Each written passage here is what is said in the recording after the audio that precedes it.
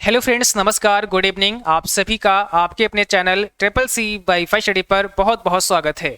तो आइए स्टार्ट करते हैं आज के इस क्लास को। आज का सबसे पहला प्रश्न आप सभी के सामने आ चुका है और यहाँ पर पूछा गया है, निम्न में ब्लॉकचेन तकनीक का उदाहरण कौन सा है? Which of the following is an example of blockchain technology. काफी इंपॉर्टेंट क्वेश्चन है, इसमें कौन सा राइट आंसर हो जाएगा आप सभी को कमेंट बॉक्स में बताना है। और जो भी बच्चे क्लास में आ चुके हैं, सबसे पहले आप लोग एक बार शेयर कर दो ताकि और भी बच्चे और भी साथी इस क्लास को ज्वाइन कर पाएं। तो यहाँ पर करेक्ट आंसर क्या हो जाएगा? ऑप्शन नंबर आपका बी होगा। बिटकॉइन ब्लॉकचेन टेक्नोलॉजी का एक एग्जाम्पल है, आप ऐसा बोल सकते हैं। ठीक है, बिटकॉइन क्या है? क्रिप्टो करेंसी है। और कई बार आपसे पूछते हैं कि बिटकॉइन के फाउंडर कौन है, तो आपको याद रखना है सतोशी नाकामोटो। ठीक है, बिटकॉइन के फाउंडर हैं सतोशी नाकामोटो। और बिटकॉइन कब फाउंडेड हुआ? 2008 में। ठीक है, यानी कि इसकी खोज 2008 में हुई सतोशी नाकामोटो के द्वारा। और बिटकॉइन एक क्रिप्टो करेंसी है जो कि ब्लॉकचेन टेक्नोलॉजी पर आधारित है। तो याद रखना है, यहां से कई सारे क्वेश्चन आपके एग्जाम में बनते हैं। क्वेश्चन नंबर 3 में देखिए, पूछा है फॉर्मेट सेल डायलॉग बॉक्स प्रदर्शित करने के लिए किस कमांड का इस्तेमाल होता है? फॉर्मेट सेल डायलॉग बॉक्स अगर आप डिस्प्ले करना चाहते हैं तो कौन सी शॉर्टकट की इस्तेमाल करते हैं? क्वेश्चन नंबर 3 आपके सामने है और यहाँ पर सही जवाब क्या हो जाएगा? लिब्रे ऑफिस कैल्क से क्वेश्चन पूछा गया है, तो इसका राइट आंसर होगा ऑप्शन पहला। कंट्रोल 1 जैसे ही आप दबाएंगे तो आपके सामने format cell dialog box open हो जाएगा, जैसा कि आप यहाँ पर देख सकते हैं। और यहाँ पर अपनी सेल को आप फॉर्मेट कर सकते हैं। अलग अलग कैटेगरी आपको यहाँ पर मिल जाएंगी, अलग अलग यहाँ पे नंबर फॉर्मेट मिल जाएंगे जहां से आप फॉर्मेट कर सकते हैं। क्वेश्चन नंबर अगला पूछा गया है, निम्न में कौन सा नेटवर्क डिवाइस जो लंबी संचार लाइन के साथ सिग्नल को मजबूत और प्रसारित करता है? Which of the following network device which strength and transmit signal along a long communication line.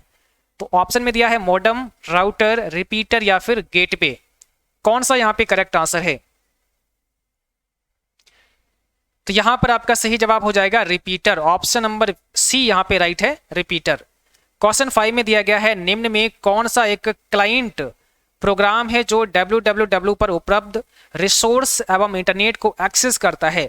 कौन सा एक क्लाइंट प्रोग्राम है जो www पर उपलब्ध रिसोर्स एवं इंटरनेट को एक्सेस करता है? ऐसा क्लाइंट प्रोग्राम कौन सा है? आईपी एड्रेस है, वेब सर्वर है, वेब ब्राउजर है या फिर इसमें से कोई नहीं? तो कौन सा राइट आंसर होगा यहाँ पे आपको बताना है। क्वेश्चन नंबर 5 आप सभी के सामने है, तो इसमें सही जवाब हो जाएगा option number C, web browser. जब तक आपके पास या आपके कंप्यूटर में वेब ब्राउजर नहीं होगा तब तक आप इंटरनेट को एक्सेस नहीं कर सकते हैं, या फिर जो भी www पर है उस कंटेंट को आप देख नहीं सकते हैं। तो इसके लिए हमें एक वेब ब्राउजर एप्लीकेशन प्रोग्राम की आवश्यकता होती है, जो कि एक क्लाइंट प्रोग्राम है। और इसी क्लाइंट प्रोग्राम की हेल्प से हम क्या कर सकते हैं? इंटरनेट को एक्सेस कर सकते हैं, यानी कि वेब ब्राउजर की मदद से ही हम ऑनलाइन किसी भी रिसोर्स को पढ़ सकते हैं, उसे देख सकते हैं। तो ऑप्शन यहाँ पर हमारा सी करेक्ट हो जाएगा। अगला क्वेश्चन है, URI का फुल फॉर्म क्या होता है? What is the full form of URI? बताइएगा, URI का पूरा नाम क्या होता है? तो यहां पर सही जवाब हो जाएगा option B, uniform resource identifier. याद रखना है, कई बार एग्जाम में पूछा गया है, इसका मतलब होता है यूनिफॉर्म रिसोर्स आइडेंटिफायर। कंट्रोल व शिफ्ट किस प्रकार की हैं? Which type of key are control and shift? Control और शिफ्ट को किस प्रकार की कहा जाता है? एडजस्टमेंट की होती हैं, मॉडिफायर की होती हैं, फंक्शन की होती हैं या फिर नन ऑफ दीज? तो यहां पर सही आंसर क्या हो जाएगा? ऑप्शन नंबर आपका वी होगा, इन्हें मॉडिफायर की कहते हैं। कंट्रोल और शिफ्ट को मॉडिफायर की के नाम से जानते हैं, तो ऑप्शन नंबर यहां पर हमारा वी करेक्ट हो जाएगा। क्वेश्चन देखिएगा, एनआईसी का पूरा नाम क्या होता है? What is the full form of NIC? NIC का नाम आपने सुना होगा, तो इसका पूरा नाम आपको बताना है। क्या होगा इसका सही जवाब? तो ऑप्शन नंबर बी यहां पे करेक्ट है, नेटवर्क इंटरफेस कार्ड होता है। एनआईसी का पूरा नाम नेटवर्क इंटरफेस कार्ड। ठीक है, तो नेटवर्क इंटरफेस कार्ड एक हार्डवेयर होता है जो आपके सिस्टम में होता है, और इस कार्ड का एक नंबर भी होता है। अगर आपसे पूछे कि एनआईसी का एक नंबर होता है जिसका नाम क्या होता है, तो जिसका नाम होता है मैक एड्रेस। आपको पढ़ाया है हमने इससे पहले। मैक एड्रेस का मतलब होता है मीडिया एक्सेस कंट्रोल। तो मीडिया एक्सेस कंट्रोल क्या होता है? एनआईसी का ही एक नंबर होता है, एक फिजिकल एड्रेस होता है। और ये कितने बिट का होता है? तो याद रखना है 48 बिट का होता है। 48 बिट का होता है आपका मैक एड्रेस। ठीक है। क्वेश्चन नंबर 9 पूछा गया है, एक डिजिटल वॉच में किस प्रकार का कंप्यूटर होता है। एक डिजिटल वॉच यानी कि डिजिटल घड़ी में किस प्रकार का कंप्यूटर होता है। डिजिटल कंप्यूटर होता है, एनालॉग कंप्यूटर होता है, हाइब्रिड कंप्यूटर होता है, या फिर नन ऑफ द अबव। तो इसमें कौन सा राइट आंसर है। एक डिजिटल वॉच में किस प्रकार का कंप्यूटर होता है। तो यहां पर सही जवाब है option number B, analogue computer होता है। ठीक है, एनालॉग कंप्यूटर होता है। क्वेश्चन नंबर देखिएगा, अगला पूछा गया है, MIME का पूरा नाम क्या होता है। What is the full form of MIME।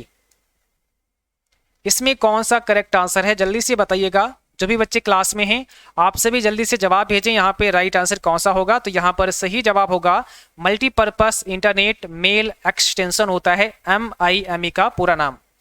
और अगला क्वेश्चन पूछा है, कंप्यूटर की कौन सी पीढ़ी कृत्रिम बुद्धिमत्ता से जुड़ी है। कंप्यूटर की कौन सी पीढ़ी कृत्रिम बुद्धिमत्ता से जुड़ी है। Second generation, third generation, fourth generation, या फिर फिफ्थ जनरेशन। तो क्वेश्चन नंबर 11 आपके सामने है और यहाँ पर कौन सा करेक्ट आंसर है आपको बताना है। कंप्यूटर की कौन सी जनरेशन कृत्रिम बुद्धिमत्ता से जुड़ी है, यानी कि आर्टिफिशियल इंटेलिजेंस से जुड़ी है। तो आपको पता है फिफ्थ जनरेशन में AI आया, यानी कि आर्टिफिशियल इंटेलिजेंस फिफ्थ जनरेशन से जुड़ा है। ऑप्शन हमारा यहाँ पे डी करेक्ट हो जाएगा। क्वेश्चन पूछा गया है, POS का पूरा नाम क्या होता है। What is the full form of POS। तो POS का पूरा नाम आपको बताना है, इसमें कौन सा करेक्ट आंसर होगा। जल्दी से जवाब करिए जो भी बच्चे क्लास में देख रहे हैं, और आप सभी एक बार शेयर भी कर दीजिए ताकि और भी बच्चे और भी साथी इस क्लास को ज्वाइन कर पाएं। तो यहां पर हो जाएगा पॉइंट ऑफ सेल। POS का मतलब होता है पॉइंट ऑफ सेल। क्वेश्चन पूछा है, ATM का अर्थ है। What is the full form of ATM। ATM का पूरा नाम क्या होता है। तो यहां पर आपका राइट आंसर है option B, automated teller machine होता है ATM का पूरा नाम, automated teller machine. Question number 14 में पूछा गया है, निम्न में कौन सा व्यू पावर पॉइंट का व्यू नहीं है। कौन सा व्यू पावर पॉइंट का व्यू नहीं है। तो आंसर करना है आपको यहाँ पे कौन सा सही जवाब हो जाएगा। कौन सा व्यू पावर पॉइंट का व्यू नहीं है। तो राइट आंसर हो ऑप्शन नंबर यहाँ पर सी, सॉर्टर व्यू। ठीक है, स्लाइड सॉर्टर व्यू आपका है, नॉर्मल व्यू भी है, स्लाइड शो व्यू भी है, बट सॉर्टर व्यू केवल ये पावर पॉइंट का व्यू नहीं है। क्वेश्चन पूछा गया है, निम्न में कौन सा स्लाइड डिजाइन का भाग नहीं है। कौन सा स्लाइड डिजाइन का भाग नहीं है। Design template, colour scheme, animation scheme, या फिर स्लाइड लेआउट। तो यहां पर बताइए कौन सा करेक्ट आंसर है। कौन सा स्लाइड डिजाइन का भाग नहीं है। तो यहां पर सही जवाब हो जाएगा आपका option number C, slide layout. ठीक है, याद रखना है स्लाइड लेआउट आपका राइट आंसर होगा। यदि आप स्लाइड मास्टर में बैकग्राउंड में कोई इमेज सेट करते हैं तो यह दिखाई देगी। अगर आपने स्लाइड मास्टर के बैकग्राउंड में कोई इमेज को सेट कर दिया तो इमेज कहां पर आपको दिखाई देगी। पहली स्लाइड पर दिखाई देगी, आखिरी स्लाइड पर दिखाई देगी, सभी स्लाइड पर दिखाई देगी, या फिर किसी पर भी नहीं दिखाई देगी। तो यहां पर बताइए राइट आंसर क्या होगा। सभी स्लाइड पर दिखाई देगी। अगर आप मास्टर बैकग्राउंड डाल देते हैं, यानी कि अगर आप मास्टर स्लाइड में बैकग्राउंड अप्लाई करते हैं तो ये आपको प्रत्येक स्लाइड पर नजर आएगा। रेलवे मंत्रालय के द्वारा ऐप के माध्यम से अनरिजर्व्ड टिकटिंग सिस्टम, जिसे UTS के नाम से जानते हैं, में लॉन्च किया गया था। मीन्स कब लॉन्च किया गया था। ठीक है, बताइए यहां पर सही जवाब करना है कौन सा राइट आंसर होगा। तो सही जवाब है ऑप्शन नंबर बी, दिसंबर 2014 में। दिसंबर 2014 में रेलवे मंत्रालय के द्वारा UTS को लॉन्च किया गया था, यानी कि अनरिजर्व्ड टिकटिंग सिस्टम को लॉन्च किया गया था। क्वेश्चन पूछा गया है, वर्ल्ड वाइड वेब बनाया जाता है 1 पेज से, ओनली 100 पेज से, या फिर 500 पेज से, या फिर मिलियंस ऑफ वेब पेजेस से मिलकर के एक वर्ल्ड वाइड वेब बनता है, जिसे हम www का नाम देते हैं। तो यहाँ पर सही आंसर आप सभी को करना है। करेक्ट आंसर क्या हो जाएगा। मिलियंस ऑफ वेब पेजेस होते हैं, यानी कि वर्ल्ड वाइड वेब के अंदर www के अंदर बहुत सारे पेज होते हैं। जितना भी आपका ऑनलाइन रिसोर्स है ना, ये सब कहाँ आता है, www के अंदर आता है। यानी कि वर्ल्ड वाइड वेब में मिलियंस ऑफ वेब पेजेस होते हैं। क्वेश्चन नंबर अगला पूछा है, WAIS का पूरा नाम क्या होता है, फुल फॉर्म क्या होता है। तो आंसर करना है what is the full form of WAIS।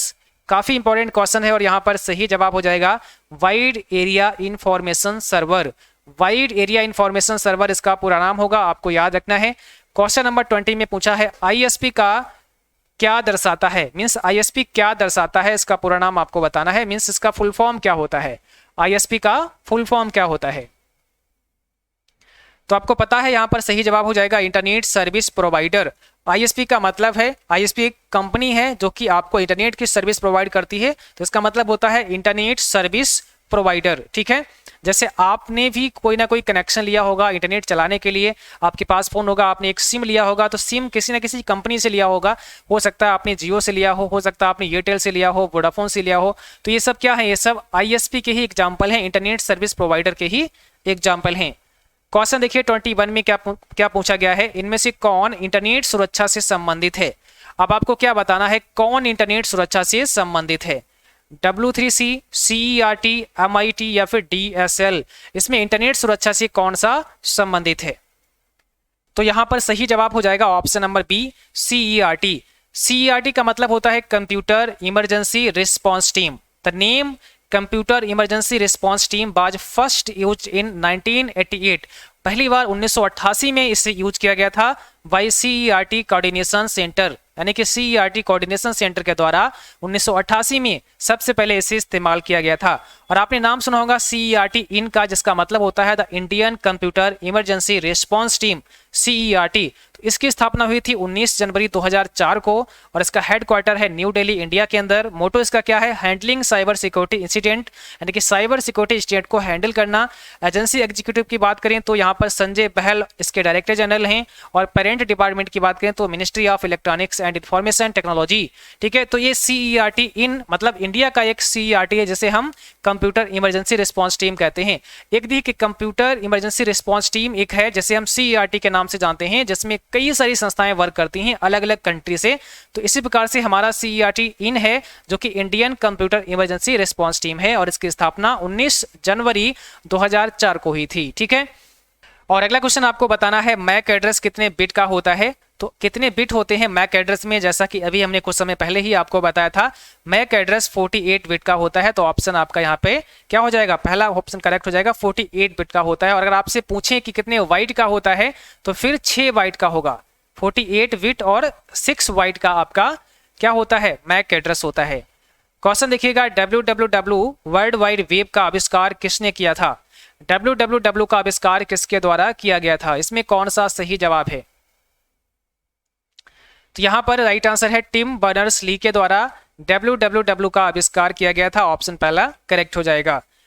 आप अपने डिवाइस के IMEI नंबर का पता लगा सकते हैं। क्या आप अपने डिवाइस के IMEI नंबर जान सकते हैं। इसके लिए क्या आपको कोड इस्तेमाल करना होता है, आपको बताना है कमेंट बॉक्स में। तो यहां पर हो जाएगा ऑप्शन बी *#06# आपको प्रेस करना है अगर आप अपने डिवाइस का IMEI नंबर जानना चाहते हैं। ठीक है, और इसका मतलब क्या होता है, इंटरनेशनल मोबाइल इक्विपमेंट आइडेंटिटी इसका पूरा नाम होता है, तो ये भी आपको याद रखना है। क्वेश्चन पूछा है IRC का पूरा नाम क्या होता है, बताइए। IRC का फुल फॉर्म बताना है आप सभी को। IRC का मतलब होता है ऑप्शन नंबर डी, यहां पर हो जाएगा इंटरनेट रिले चैट होगा इसका पूरा नाम। अगला क्वेश्चन है, क्या ईमेल सेवा के साथ साइन इन की आवश्यकता होती है। अगर आप ईमेल सेवा का लाभ लेना चाहते हैं तो आपको साइन इन करना पड़ेगा। क्या ये सही है, ऑप्शन पहला करेक्ट है या फिर ऑप्शन बी करेक्ट है। तो ऑप्शन पहला यहाँ पे सही हो जाएगा, अगर आप ईमेल सेवा का लाभ लेना चाहते हैं तो आपको साइन इन की आवश्यकता होती है। क्वेश्चन पूछा है UHID नंबर का फुल फॉर्म क्या होता है, बताइए। What is the full form of UHID number. तो यहां पर सही जवाब है यूनिक हेल्थ आइडेंटिफिकेशन, इसका पूरा नाम होता है यूनिक हेल्थ आइडेंटिफिकेशन। ठीक है, और जैसा कि आप यहां पर समझ सकते हैं, as part of Digital India initiative All India Institute of Medical Sciences AIIMS issue a unique health identification number, जैसे आप UHID का नाम देते हैं तो ईच पेशेंट, ये प्रत्येक पेशेंट को नंबर दिया जाता है, जारी किया जाता है, which documents their entire journey in the hospital, जो कि उसके हॉस्पिटल की इंटायर जर्नी को बताता है। यानी कि all India Institute of Medical Sciences AIIMS के द्वारा आपको एक UHID नंबर दिया जाता है जिससे पूरे पेशेंट की इन्फॉर्मेशन वहां पर होती है, आपके साथ क्या क्या ट्रीटमेंट हुआ, आपको कौन सी बीमारी थी, ये सारा लेखा जोखा इस नंबर में रहता है। जैसे ही आप इस नंबर को डालेंगे तो वहां पर पूरा डिटेल आ जाएगा, आपको कि कागज दिखाने की आवश्यकता नहीं होती है। और ये नंबर आपको एम्स के द्वारा जारी किया जाता है। इस नंबर को आधार से लिंक कर दिया जाता है ताकि आपकी जो इन्फॉर्मेशन है वो इसके द्वारा देखी जा सके। ठीक है, अगला क्वेश्चन आपको बताना है क्यूसैम सेवा का लाभ मोबाइल फोन से डैश दबाकर लिया जा सकता है। क्यूसैम सेवा का लाभ आप कैसे ले सकते हैं बताइए। तो यहां पर सही जवाब हो जाएगा ऑप्शन नंबर सी, *99*99 हैश आपको इस्तेमाल करना होगा। और इसको लॉन्च कब किया गया था, क्यूसैम सर्विस को कब लॉन्च किया गया था, याद रखना है 9 अक्टूबर 2013 को इसे लॉन्च किया गया था। और 9 अक्टूबर 2013 को 2 सर्विस को लॉन्च किया गया था, एक तो क्यूसैम था और एक आपका AVRS था, जिसका मतलब होता है आधार बेस्ड रेमिटेंस सर्विस। तो क्यूसैम का मतलब क्या होता है, क्वेरी ऑन आधार मैपर, दोनों की फुल फॉर्म आपको याद रखनी है। क्यूसैम का मतलब है क्वेरी ऑन आधार मैपर और AVRS का मतलब है आधार बेस्ड रेमिटेंस सर्विस। इन दोनों को 9 अक्टूबर 2013 को लॉन्च किया गया था। और इस सेवा से आप क्या कर सकते हैं, इससे आप जान सकते हैं कि आपका आधार बैंक से लिंक है या फिर नहीं है। इसके लिए आपको *99*99 हैश इस्तेमाल करना पड़ेगा। और यहां पर आपको बताना है NEGP कब लॉन्च किया गया था, when was NEGP launched.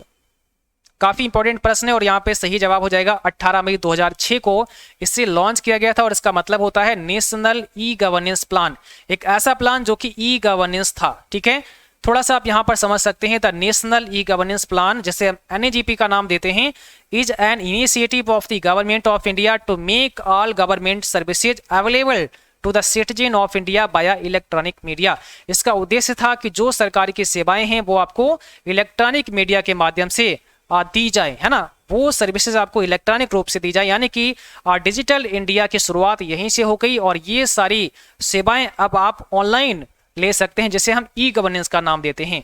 The government approved the National e Governance plan consisting of 27 mission mode project MMPS and 8 components on 18 मई 2006 को। सरकार ने इसे जब अप्रूव किया था तो उस समय 27 मिशन प्रोजेक्ट इसमें शामिल थे। यानी कि आप कह सकते हैं कि 27 मिशन प्रोजेक्ट उस समय लॉन्च किए गए थे एक साथ, जब इसको लॉन्च किया गया था, इस प्लान को लॉन्च किया गया था। ठीक है, और अगला क्वेश्चन आपको बताना है IAAS का पूरा नाम क्या होता है। तो यहाँ पर कौन सा करेक्ट आंसर हो जाएगा बताइएगा।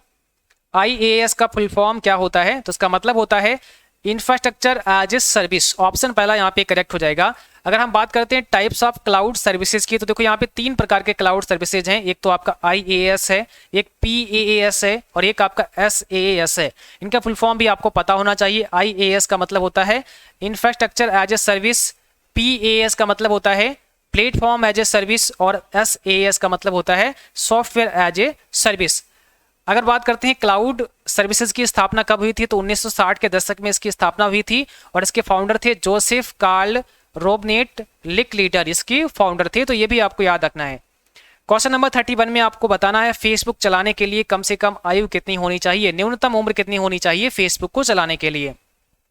तो यहां पर सही जवाब करना है कौन सा हो जाएगा, फेसबुक चलाने के लिए कम से कम उम्र कितनी होनी चाहिए, तो कम से कम 13 वर्ष आयु होनी चाहिए। ऑप्शन बी यहां पे राइट है, कम से कम 13 ईयर का होना चाहिए फेसबुक को चलाने के लिए। तो आज की क्लास बस यहीं तक थी। आई होप आप सभी को क्लास पसंद आई होगी। क्लास अच्छी लगी उसको लाइक करें, शेयर करें और जो भी साथी चैनल पर नए हैं आप सभी सब्सक्राइब करें।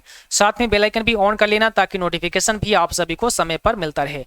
और आप सभी अपने मॉक टेस्ट हमारी वेबसाइट www.cccbyfish.com पर अवश्य करें, जिसका लिंक डिस्क्रिप्शन बॉक्स में दिया गया है, जहां से आप विजिट कर सकते हैं। Thanks for watching, thank you, good night to all, bye bye.